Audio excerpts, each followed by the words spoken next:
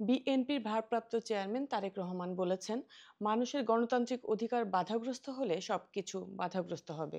তাই যে কোনো মূল্যে দেশে গণতন্ত্র ও ভোটের অধিকার প্রতিষ্ঠা করতে হবে। এটা বিএনপির অঙ্গীকার। তিনি বলেন, গণমানুষের চাওয়ার সঙ্গে একটি মহলের চাওয়ার পার্থক্য রয়েছে। আমরা চাই সবাই ঐক্যবদ্ধ হয়ে ঐক্যমত্যের ভিত্তিতে দেশকে সামনে এগিয়ে নিয়ে যেতে।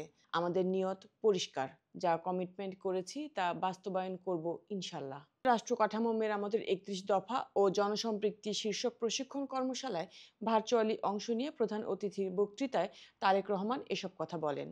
দলীয় নেতা কর্মীদের উদ্দেশ্যে তারেক রহমান বলেন, ভোট যদি আপনার পক্ষে আনতে হয় তবে জনগণের কাছে যেতে হবে। যে কোনো মূল্যে জনগণের সঙ্গে থাকার কোনো বিকল্প নেই।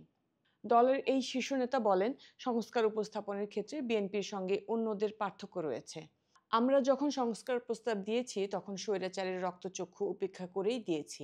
আমরা যা দিয়েছি তা পূরণ করে ছাড়ব। আর এখন যারা দিচ্ছেন আপনারাই তা বিচার করবেন। বিএনপির ভারপ্রাপ্ত চেয়ারম্যান বলেন, আমরা শুধু ৩১ দফা দিয়েই থেমে থাকিনি, মানুষের দ্বারে দ্বারে যাচ্ছি। নেতাকর্মীদের মাধ্যমে তা পৌঁছে দিতে হবে। দেশের ৭০ ভাগ ভালো কাজ বিএনপি করেছে দাবি করে তারেক রহমান বলেন, সামাজিক, শিক্ষা, স্বাস্থ্য, কর্মসংস্থান, নারীর ক্ষমতায়ন, পরিবেশের সমস্যা নিয়েই কর্মশালায় বেশি প্রশ্ন পেয়েছি। জনগণ জানে দেশের ভালো কিছু করতে পারলে বিএনপি করতে পারবে। এই আস্থা বিশ্বাস অর্জন করতে বিএনপিকে অনেক ঘাত প্রতিঘাতের মধ্য দিয়ে যেতে হয়েছে।